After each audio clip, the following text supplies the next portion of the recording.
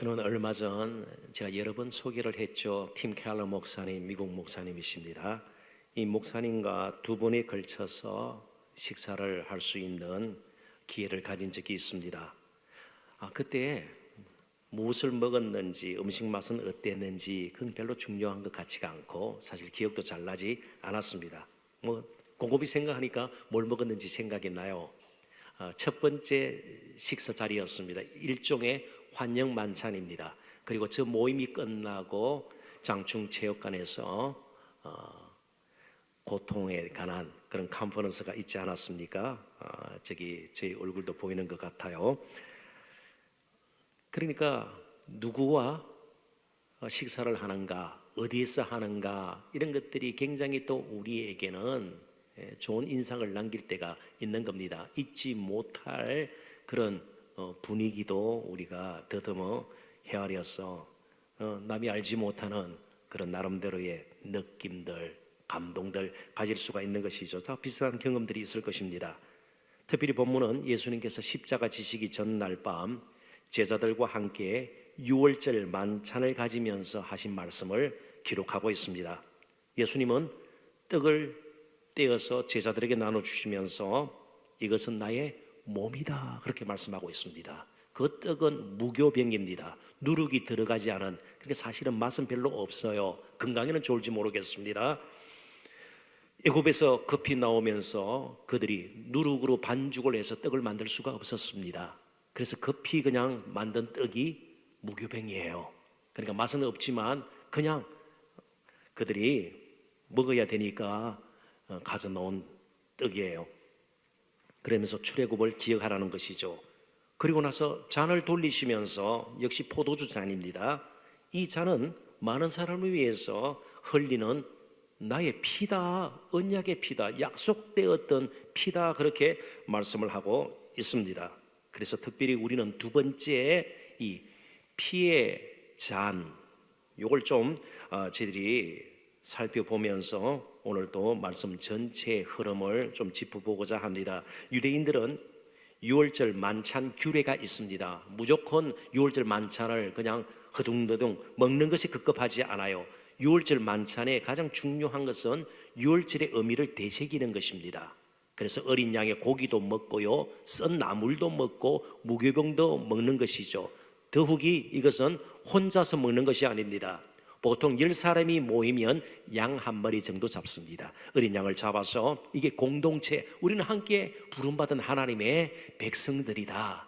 원래 애굽에서 압제 바로의 억압 가운데 살았지만 하나님의 그런 정권적인, 정말 하나님의 특별한 은혜를 입고 우리가 하나님의 백성 되었다, 이걸 되새기게 하는 만찬입니다.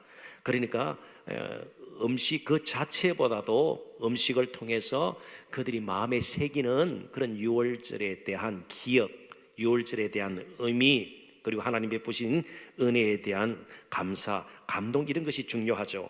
그래서 이들은 유월절 만찬 관습에 따라 모두 넉 잔의 포도주를 마시게 됩니다. 근데 잔을 들 때마다 유월절 만찬을 주관하는 자가 있는데요, 보통 가족 중심으로 유월절 만찬을 그들이 하기 때문에 그럴 때는 가장이 되는 겁니다.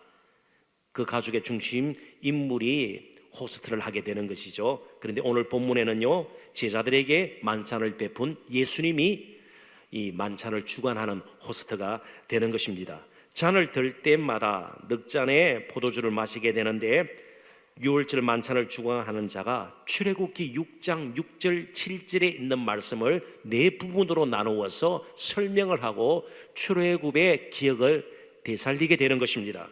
우선 출애굽기 6장 6절부터 7절을 제가 읽어보겠습니다.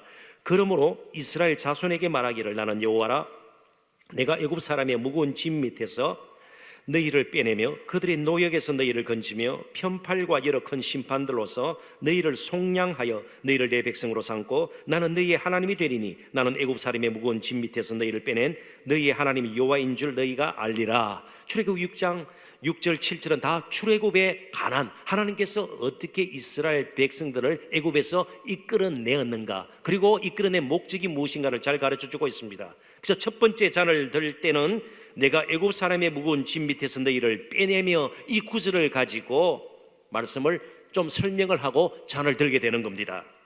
그리고 이어서 두 번째 잔을 들면서는 그들의 노예에게서 너희를 건지며, 이 건짐에 대해서 또 설명을 하고 잔을 들게 되는 것입니다. 그리고 세 번째 잔을 들게 될 때는 편팔과 여러 큰 심판들로서, 하나님의 능력으로 여러 큰 심판, 재앙들로서 너희를 속량하여, 바로를 이제는 무릎 꿇게 하고 너희를 속량하여, 이렇게 말을 인용하면서 또 설명을 하게 됩니다. 오늘 본문에 나타난 예수님께서 하신 말씀은 바로 셋째 잔을 들 때예요. 셋째 잔을 들고 이제 틀림없이 이 말씀을 설명을 했을 겁니다. 편팔과 여러 큰 심판들로서 너희를 속량하여. 자, 그렇다면 속량이라는 단어의 뜻이 무엇입니까? 값을 치르다, 치르고 내 것으로 만들다, 그런 뜻입니다. 속량, 값을 지불해서 사다, 그런 뜻 아니겠습니까? 속량. 예수님은 이 속량이라는 말에 주목하면서 이제 우리가 나누는 이 떡은 나의 몸이고 마시게 될 이 포도주 잔은 내가 흘릴 언약의 피다, 그렇게 말씀하고 있습니다. 그러니까 예수님께서 하시는 말씀은요, 이게 특별히 큰 심판들로서 이스라엘 백성들이 애굽에서 나올 때 하나님께서는 바로와 애굽 사람들에게 10가지 재앙을 내렸습니다. 재에 관한 것이에요. 재난에 관한 것이에요. 하늘이 캄캄해지고 이런 것이었습니다. 막 이 때문에 사람이 못 살게 되고요, 나일강이 피비스로 변해가지고요 마실 수 없는 물이 되고요, 그리고 농사 짓는데도 굉장히 그들은 타격을 입을 수밖에 없는 그런 재앙을 입었습니다. 그런데 결정적으로 이스라엘 백성들을 애굽 땅에서 떠나게 만들었던 것은 10번째 재앙입니다. 어떤 재앙이었을까요? 애굽의 모든 사람들의 장자, 첫 아들, 장남과 심지어 가축의 첫 것까지도 다 죽는 것이었어요. 그런데 이스라엘 백성들의 가정 장자들은 다 살았습니다. 어떤 가정요? 문설주에 뭉, 기둥과 윗, 그죠? 부분을 어린 양의 피로 우슬초를 가지고 발라놓은 가정은 죽음의 사자가 건너뛰었습니다. 건너뛰었습니다. 그래서 유월절이란 말은 pass over, 건너뛰다, 그런 뜻이에요. 죽음의 사자가 건너뛰다. 그래서 유월, 그런 뜻이에요. 건너뛰는 절기예요. 그런데 이렇게 건너뛰게 하는 구원의 역사, 출애굽의 역사가 있기 위해서는요, 값을 치르는 것이 분명히 있었습니다. 누가 값을 치루었을까요? 어린 양이에요. 그때 예수님 맞긴 맞습니다만은 조금 뒤에 나와야 돼요. 어린 양이 죽었어야 했어요. 어린 양이 죽었어야 돼요. 한 마리일까요? 아니요. 엄청난 양들이 죽었을 겁니다. 그런데 이 양들의 죽으면서 신음하는 소리를 우리는 십자가에서 듣게 됩니다. 엘리 엘리 라마 사박다니, 나의 하나님, 나의 하나님, 어찌하여 나를 버리셨나이까. 마치 노예 생활하던 이스라엘 백성들을 구해내기 위해서 어린 양의 피를 흘려야 됐던 것처럼 제2의 출애굽, 죄와 영원한 사망, 율법과 마귀의 지배하에서 저희를 참 자유인 되게 하고요, 하나님의 백성 되게 하기 위해서 값을 치르는 분이 계셨다는 거예요. 바로 예수 그리스도예요. 그러면서 이제 예수님께서 이것이 바로 떡과 잔이 나의 몸이고 흘리는 피라고 말씀하고 있는 것이죠. 그러니까 예수 그리스도께서 대속물이 된 것입니다. 값을 대신 치르는 그런 희생 제물이 된 것입니다. 그래서 세례 요한은 그런 예수님을 바라보고 세상 죄를 지고 가는 하나님의 어린 양이로다. 그래서 유월절에 떠오르는 짐승이 어린 양이고요, 그리고 어린 양 하면 바로 우리는 예수 그리스도를 다시 연결시켜서 떠올리게 됩니다. 그래서 예수님께서는 세 번째 잔을 함께 마신 다음에 네 번째 잔을 마셔야 되는데 더 이상 네 번째 잔을 마시지 않습니다. 대신 이렇게 말씀하셨습니다. 25절입니다. 진실로 너희에게 이르노니 내가 포도나무에서 난 것을 하나님 나라에서 새 것으로 마시는 날까지 더 이상은 포도주 마시지 않는다는 것이에요. 뭐 술을 끊었다 그런 뜻이 아닙니다. 그 다음날 이제는 십자가 지실 것이에요. 네 번째 잔을 마시지 않고 대신 하나님 나라에서 새 것으로 마시는 날까지 다시 마시지 아니하리라 하시니라. 그러니까 하나님 나라에서 온전한 그런 잔을 너희들과 함께 마실 것이다 유보를 하고 있습니다. 그런데 유대인들이 그들의 유월절 만찬시 네 번째 잔을 들면서 들었던 말씀이 역시 출애굽기 6장 7절에 나와 있어요. 우리가 다 읽었던 말씀입니다. 너희를 내 백성으로 삼고 나는 너희의 하나님이 되리니. 유월절 만찬에 매년 동참한다고 해도 저절로 하나님의 백성은 되지 않습니다. 진정으로 하나님의 백성이 되고 저 영원한 천국의 백성이 되는 하늘 시민들이 되려면 결국은 예수 그리스도의 그런 죽으심을 정말 우리가 받아들이고 믿고 예수 그리스도를 나의 주인으로 왕으로 삼고 사는 길밖에 없다는 것입니다. 자신의 죽음을 통해서 이제는 그 일이 온전히 이루어진다는 것이죠. 우리가 하나님의 진정한 백성, 자녀가 되는 것이 말이죠. 예수님은 그렇게 하셨습니다. 그리고 네 번째 잔을 제자들과 함께 마시지 아니하고 홀로 다른 잔을 마셨어요. 홀로 다른 잔을 마셨습니다. 예수님께서 뭐 숨겨놓은 포도주가 따로 있었다 그런 뜻이 아니에요. 더 나은 잔을 혼자 마시고 그러지 않았습니다. 36절을 이제 보면 무슨 잔인지 우리가 깨닫게 될 것입니다. 36절을 보십시오. 이르시되 아빠 아버지여. 여기 아빠라는 말은 가정에서 사용하는 아람어였습니다. 바벨론 사람들이 쓰던 말이었습니다. 잔재가 아직 남아있는 거예요. 아바, 그러니까 아빠, 굉장히 친밀한 그런 아버지와의 관계를 의미하는 것입니다. 아버지께는 모든 것이 가능하오니 이 잔을 내게서 옮기시옵소서. 그러나 나의 원대로 마시옵고 아버지의 원대로 하옵소서 하시고 다른 잔을 마셨습니다. 바로 이 잔은 하나님의 진노의 잔입니다. 십자가의 고난과 죽음을 의미합니다. 저 영원한 천국에서 저희들이 어린 양의 혼인잔치 혹은 미시아 잔치에서 기쁨으로 영광 가운데에 새로 정말 만든, 무엇으로 만든 것인지 모르겠습니다만 예수님께서는 새 것으로 마시는 날까지 그랬으니까 정말 이 세상에서는 맛볼 수 없는 그 잔을 함께 들도록 예수님께서는 저희들이 이 땅에서 마땅히 마셔야 할 진노의 잔을 대신 마신 것입니다. 이게 하나님의 은혜예요. 이게 성찬이 주는 진정한 의미입니다. 그래서 우리가 오늘 성찬식을 거행하면서 떡과 잔을 받을 때에 정말 우리를 위해서 홀로, 제자들과 함께가 아니에요, 홀로 진노의 잔을 마신 예수 그리스도의 그 은혜를 다시 마음속 깊이 새기고 또 앞으로 우리가 참여하게 될 저 하늘의 천상의 그 잔치와 영광과 기쁨을 미리 맛보고 경험할 수 있기를 바랍니다. 그래서 오늘 이 성찬식을 통해서 우리가 좀 더 이런 부분에서 다시 한번 회복이 되고 우리 가운데 가득 차야 되겠다. 간단히 세 가지 말씀만 드리고 이제 말씀을 맺고 성찬식을 가지고자 합니다. 첫 번째는 구원의 간격이 회복이 되었으면 좋겠습니다. 22절을 제가 읽어봅니다. 그들이 먹을 때 예수께서 떡을 가지사 축복하시고 떼어 제자들에게 주시며 이르시되 받으라, 이것은 내 몸이라 하시고, 예수님께서는 떡이 십자가에서 찢기실 자신의 몸임을 지금 말씀하고 있는 것입니다. 자신의 죽음을 말씀하고 있다, 그런 뜻입니다. 23절 24절입니다. 또 잔을 가지사 감사 기도하시고 그들에게 주시니 다 이를 마시며 이르시되 이것은 많은 사람을 위하여 흘리는 나의 피 곧 언약의 피니라. 여기 우리가 주목할 단어가 흘리는, 여기 흘리다라는 말은 제사 용어입니다. 희생 제물을 드릴 때에 희생 제물로 가져온 짐승이 흘리는 피를 의미합니다. 그런데 그 피는 몇 방울 흘리는 것이 아닙니다. 그래서 흘리다, 실제로 피를 붓다, 그런 뜻이에요. 엄청난 그런 희생 피를 의미합니다. 예수 그리스도의 피는 하나님과 우리 사이의 화목을 위해 흘리는 희생 제물, 특별히 화목 제물의 피다, 그런 뜻입니다. 그러니까 예수 그리스도께서 피 흘리지 않으셨다면 우리는 하나님께 나갈 수가 없었습니다. 하나님을 만날 수도 없었고 하나님과 교통할 수도 없었고 이런 예배의 자리는 존재하지 않았을 것입니다.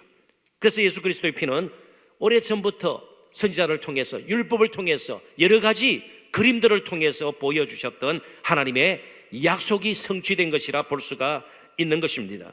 그래서 오늘 우리들은 성찬을 통해서 그 예수님의 사랑과 은혜 쏟아부으시는 그 은혜를 경험해야 합니다. 그 피의 능력을 가지고 다시 한번 우리 힘으로는 해결하지 못했던 정말 끊어야 할 것들, 버려야 할 것들을 정말 청산할 수 있는 이 시간이 되어야 합니다. 온 인류를 하나님 앞으로 이끄실 수 있는 그 희생제물된 예수 그리스도의 피의 그 능력이, 보혈의 능력이 오늘 우리에게 임해야 된다는 뜻이에요. 우리 힘으로는 안 된다는 것입니다. 어느 한 사람, 저와 여러분 가운데서 우리 자신의 구원을 위해서 우리 몸에 상처 입은 자가 누구예요? 우리 자신의 구원을 위해서 피 한 방울 흘린 자가 누구예요? 아니요, 전적으로 예수 그리스도의 죽으심, 바로 고난, 그 찢긴 살과 피의 은혜가 아니겠습니까? 그렇다면 이제부터 우리 이 한 몸 가지고 어떻게 살아야 되겠어요? 우리 몸을 통해서 그 예수 그리스도의 피의 능력이, 피의 은혜가, 사랑이, 생명이 많은 사람들에게 흘러가야 되는 것이에요. 우리 가운데 막혀 있어서는 안 돼요. 그냥 우리끼리 예배드리고 이것으로 끝나서는 안 돼요. 우리 교회를 통해서, 우리 가정을 통해서, 저와 여러분을 통해서 예수 그리스도의 은혜와 사랑이 계속 흘러나가야 되는 것이에요. 그래서 우리 시간 함부로 써서는 안 되는 것입니다. 물질 함부로 써서는 안 되는 것이에요. 나에게 주신 여러 섬김의 기회들 헛되이 여겨서는 안 되는 겁니다. 왜요? 예수 그리스도께서 그냥 너희를 위해서 내가 여러 가지 애써서 구원을 이뤘다가 아니고 실제로 몸을 주셨어요. 살이 찢기셨어요. 피를 흘리셨어요. 쏟아 부으셨어요. 그래서 이제는 저와 여러분이 이제 이 한 몸, 남은 평생 어떻게 살 것인가 결단도 할 수 있는 성장식이 되어야 합니다. 최선을 다해서 우리가 때로는 물질을 드리고 헌금하고 때로는 시간을 내놓고 그리고 몸을 들여서 섬기는 것이 그냥 뭐 종교적인 의미를 가지고 그게 아니에요. 예수 그리스도의 몸의 은혜를 우리가 입었기 때문입니다. 두 번째는 성도의 교통입니다. 이 세상 어디 가도 우리 같은 모임은 없어요. 아무리 뜻이 맞고 이상이 같고 이념적으로 일치한다 할지라도요, 한순간 극한 상황에 빠지면 항상 서로 등 돌리게 돼 있고요, 손을 잡았던 그 손이 서로에게 삿대질을 하거나 손가락질을 하는 세태 가운데 저희들 살고 있습니다. 오직 예수 그리스도 안에서 우리는 한 몸이 될 수 있고 성도 간의 진정한 교제를 이룰 수가 있는 겁니다. 22절입니다. 같이 한번 읽어볼까요? 다 같이 읽습니다. 그들이 먹을 때에 예수께서 떡을 가지사 축복하시고 떼어 제자들에게 주시며 이르시되 받으라, 이것은 내 몸이라 하시고. 그러므로 교회는 예수 그리스도의 찢어진 몸으로 말미암아 시작이 되었습니다. 건물부터 세움으로 교회가 시작된 것이 아닙니다. 그 누구도 사실은 교회를 세운 분이 아니에요. 예수 그리스도로 말미암아 교회가 만들어졌고요, 그 예수 그리스도 몸 안으로 우리가 함께 들어가서 교회를 이룬 것입니다. 우리는 그래서 그의 몸된 교회의 지체들이에요. 성찬을 통해서 우리는 예수 그리스도 안에서 한 몸 되었음을 확신해야 합니다. 그래서 우리가 할 수 있는 일 가운데 가장 먼저 해야 될 것이 바로 옆에 있는 우리 형제 자매들을 진심으로 사랑하는 것이에요. 그것이 몸된 예수 그리스도의 교회를 사랑하는 것이에요. 뭐 하지 않아요. 정말 사랑하는 것이에요. 손 한번 잡아보실래요? 이렇게 어색할 수가 있습니까? 이렇게 불편할 수가 있어요. 예수 그리스도께서 억지로 끌려가서 할 수 없이 십자가를 지셨나요? 아니요, 우리를 사랑해요. 그래서 교회에서 되어진 것은 모든 것이 자연스러워야 돼요. 물 흘러가다 그렇게 돼야 되는 것이에요. 억지로가 아니에요. 막 억지로 사명을 맡고 억지로 직분을 맡고 막 억지로 헌금을 하고, 이건 그리스도의 몸된 교회의 진정한 모습은 아닌 것입니다. 그리고 그 누구든지와예요. 예수 그리스도의 십자가의 그 찢어진 몸과 그 흘린 피 가운데에 젖지 않을 사람 없어요. 누구든지 다 와야 돼요. 그래서 우리들은요, 성격이 다르고요, 이념도 다르고 철학, 사상, 인종, 나이, 직업, 지위, 학벌, 외모, 재산, 언어, 삶의 배경 다 다르지만 오직 예수 그리스도 안에서 진정으로 화목되어질 수 있고 하나 될 수 있음을 꼭 기억할 수 있어야 합니다. 그래서 이제 사도 바울은요, 예수 그리스도의 그 성찬의 의미를 다시 되새기면서 고린도 교회 성도들에게 이렇게 편지를 보냈습니다. 고린도전서 10장 16절 17절입니다. 우리가 축복하는 바 축복의 장은 그리스도의 피에 참여함이 아니며 우리가 떼는 떡은 그리스도의 몸에 참여함이 아니냐. 떡이 하나요 우리가 한 몸이니. 우리가 어떤 몸이라고요? 한 몸이니 오직 예수 그리스도 안에서만 우리가 진정한 화목을 이룰 수가 있고 우리 가운데 진정한 교제가 이루어질 수 있다는 것을 꼭 기억했으면 좋겠습니다. 보잉 777이라는 비행기가 있습니다. 요즘 굉장히 많이 하늘을 날고 있는 비행기인데요. 미국 보잉 회사에서 만든 비행기입니다. 그런데 저 비행기 하나 만드는데 300만 개의 부품이 필요하다고 그래요. 300만 개. 그것도 제대로 잘 조립이 되어야 저렇게 날 수가 있는 겁니다. 그렇지 않으면 큰 사고를 당하게 될 것입니다. 그런데 아무리 뛰어난 기술자라고 테크니시언이라고 그래도 그 많은 부품을 가지고 혼자서 비행기 만들 수는 없습니다. 부품이 다 준비되어 있어도요, 평생 고생해도 작업을 해도 어느 세월에 저 비행기를 만들겠어요. 그런데 보잉 777 그림에 보여지는 저 비행기를 하나 생산하는 데는요 6,000명 정도의 기술자들이 2주 동안 각자 맡은 일을 해서 비행기 한 대를 생산한다고 그래요. 몇 명요? 6,000명. 얼마 동안요? 2주 동안. 그러니까 혼자서는 안 되는 겁니다. 그래서 하나님께서 교회에 주신 아주 좋은 선물이 있어요. 그 신비예요. 우리 혼자서는 해결할 수 없는 문제들이 너무 많아요. 삶 안팎으로 너무 많아요. 심적으로, 영적으로, 정신적으로, 육체적으로, 가정적으로, 또 생활 가운데서 해결할 수 없는 문제들이 너무 많아요. 혼자 신음하고 발부둥을 쳐도 되지가 않아요. 그렇지만 교회에 와서요 함께 서로를 위해서 기도하고요, 그 그리스도의 몸된 교회 안에서 서로를 세워주고 위로하고 별것 아니라도 조그마한 도움들이요 엄청난 힘을 발휘해서 우리 모두를 살게 해요. 그게 바로 교회의 신비예요. 그래서 아무리 어렵고 힘들더라도 예배의 자리, 기도의 자리, 그리고 우리 동상교회, 하나님께서 우리를 하나 되게 해주신 이 교회와 멀어지는 일은 없도록 여러분 예를 쓰셔야 됩니다. 아무리 다른 데서 발부둥을 치고 뛰어다녀도 길이 열리지 않는 경우가 너무나도 많아요. 그렇지만 함께 우리가 새벽에 나와서 때로는 금요일날, 때로는 구역 모임에서, 전도회에서 여러 가지 모양으로 우리가 함께 하는 동안 정말 그리스도께서 우리와 또 함께 하심을 우리가 경험하게 되고요, 놀라운 일들을 우리가 또 다시 한번 우리가 발견하고 하나님께 감사할 수가 있는 겁니다. 이제 남은 한 가지 일이 무엇일까요? 무엇을 하든 어디에 있든 마지막 고난의 증인이 되는 겁니다. 이제 예수 그리스도의 피 묻은 복음을 전하면서 사는 것이에요. 우리가 먼저 누리는 이 생명을, 이 은혜를 많은 사람들에게 전해 주어야 합니다. 그래서 우리 교회만 이게 아니에요. 그래서 제가 특별히 젊은이들이 많으니까 항상 공부를 하든요, 결혼을 하시든요, 심지어 교회에서 사역을 하시든 킹덤 컨셉을 가지고 하십시오. 그러니까 우리 교회만 수관들은 나고 우리 교회에서만 특별히 버니엘 여호수아 이것만 부흥하고 우리 조만, 우리 팀만, 우리 셀만, 이게 아니고요, 항상 우리의 하는 한 가지 행동이 전 우주적이다. 제가 엄청난 표현을 썼습니다. 하나님 나라 전체가 지금 움직이고 있고요, 전진하고 있고요, 완성되어 가고 있다. 그런 생각을 하셔야 되는 겁니다. 그래서 나의 기도 하나가요, 저 아프리카의 선교지에서 일어나는 일들이 있을 수 있다는 것이에요. 내가 드린 조그만한 선교 헌금이 저 러시아에서도 놀라운 일을 일으킬 수 있단 말이죠. 그런 킹덤 컨셉을 가지고 우리가 힘을 모으면 엄청난 일들을 우리는 앞으로 보게 될 것입니다.